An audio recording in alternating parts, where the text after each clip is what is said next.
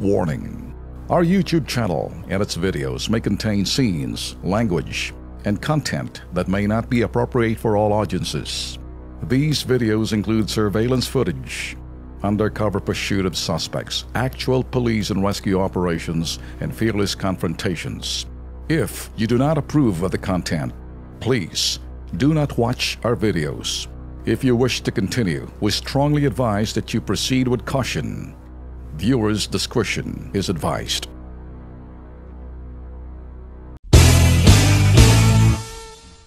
Alam niyo mga boss, kahapon ho kasi sa aming Kilos Pronto, may nagsumbong ho. Ang nagsumbong niya ho, siya ho daw ay sinuspinde at pagkatapos tinuluyan na hong sinibak sa kanyang kumpanya. Alam mo kasalanan, nang dahil sa brief, siya ay tinanggal. alam niyo ho ba, siya ho'y nag-brief daw nung outing sa company, nag-swimming sila sa pool ng mga panlalaki at kasama siya. Ngayon, sa kabilang pool na malayo, mga babae na, kumbaga, na skandalo raw yung mga babae ng kumpanya sa malayo dahil sila'y tumingin, nakita siya, naka-brief at hindi naka-swimming trunk. Tanong ko ho sa kanya, ano bang mayroon sa brief mo na wala sa ibang swimming trunk? Okay, tanong ko, yan bang brief mo na yan ay parang tibak? Yung bang nakikita mo, talagang yung isang lubid na lang na talagang sa pagitan ng mga pisngi ng iyong biyak ng wet pack sa likod. Ayun yung tibak, hindi ba? Pag sa harap, yan bang brief mo na yan ay parang supporter. Kung kabay, wala ka na makita. Talagang makikita yung crack mo sa likod. Hindi ba? Ay, talaga masususpin. Hindi naman daw. Ordinary brief. Tanong ko, yan bang brief mo na yan ay yung garter ay parang bacon na malutong na. Di ba? Abay, teka muna. Alright. Okay, meron tayong matatanggap dito. Okay, okay, sige. Sabi niya, hindi naman sir. So ba't ka tinanggal? Katuwaan lang naman daw nila mga boys sa company outing kasi pag hindi ka sumama, matatanggal ka. May penalize, kaya sapilitan. So tinawagan ho namin ng labor para sabihin, abay sabi ho ng labor babae, ba't talaga matatanggal ka babae? Kasi para daw sama sa sexual harassment. Teka muna, paano sexual harassment? Wala sa loob ng opisina. Mga lalaki dapat ang maharas, hindi mga babae. Nakisilip yung mga babae, kaya siguro naharas yung mga mata nila. Ang sabi ng ibang mga nagko-comment, kaya panoorin nyo ho sa YouTube channel, nang dahil sa brief natanggal, nagsuot ng brief sa outing, natanggal sa trabaho. Search nyo ho yan sa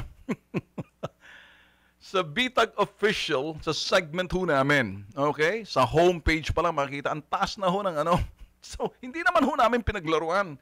Kaya kayo mga empleyado sa susunod. Kung hindi naman kayo mga typical na Piolo Pascual, di ba? Yung mga magagaling, parang sila lang may kay na sumuot ng sinasabing brief siguro at magwedyo magaganda, approve. Yung pag ikay medyo hindi naman guwaping at hindi naman nget pa, katamtaman lang, depende sa pagitan na borderline ng nget pa at guwaping, hindi ka papasa, lalo na ang brief mo, sabi ng Tool Aaron, baka naman ang brief na sinuot mo nung ikay nag-outing. Kasi ang brief ho, dahil nag-brief ho siya, hindi siya nagdala ng swimming trunk. Kaya ang tanong ho ni Boss Ben, si Tool Ben, ako yun, ano ba mayroon sa brief mo na yan? Hindi mo makikita sa swimming trunk. Wala raw ho siya talagang dalang brief. Natuwa na lang siya talagang lumangoy at nag-dive sa swimming pool at nakita siya ng mga sa kabilang pool, nakita ang naka-brief at nagsumbong na yung lifeguard. Kaya na-skandalo. Kaya sexual harassment yun. Arbitrary, hindi ho ba? Sabi ni Tul Erwin, baka naman ang brief mo sa likod, yung parang yung may dila na kaganyan. Tapos may parang yun hong tanong namin. Bandang huli, arbitrary daw. Kayo ho, tingin nyo. May karapatan ba ang isang kumpanya? Tanong ko lang ho to, please send me your comment right now as we go live dito ho sa Facebook. May karapatan ba ang kumpanyang tanggalin ng isang empleyado sa outing sa labas sa isang resort na kung saan may swimming pool para sa mga lalaki, malayo sa mga babae, at yung swimming pool ng lalaki, hindi ho nakapagdala ng swimming trunk, bangkos, ligong-ligo na talaga, gusto na talaga, natuwa sa swimming pool, abay, naglub-lub at nag-swimming na gamit-gamit ang kanyang brief. Ngayon, tinanggal ho siya. May karapatan ba ang isang kumpanya tanggalin ang isang empleyado dahil hindi nagdala ng swimming trunk at brief ang ginamit niya, na sabi naman ng biktima at nagreklamo, "Sir, regular brief naman to. Hindi naman to tibak brief, hindi naman to supporter, hindi naman to mga brief na butas, hindi tong brief na ang garter ay parang bacon na malutong na parang hindi naman to butas, hindi naman lawlaw." Sabi nga ni na hindi naman daw ito yung brief sa likod ng kanyang brief, may design ang labas na dila o wala ho eh. So all I'm saying here, may karapatan ba na tanggalin wala sa loob ng opisina? Pwede bang i-apply yung sinasabing something na pwedeng harassment? Mga lalaking kasama mo, ang mga babae sa malayo, na-skandalo raw. Pwede ka bang matanggal dahil na-skandalo wala sa loob ng opisina sa isang resort na kung saan magkalayo ang swimming pool ng babae lalaki? May karapatan ba? Ako ho, tingin ko arbitrary. Anong tingin ninyo? Sabi, ano lang ho kayo, no? At ay siguro,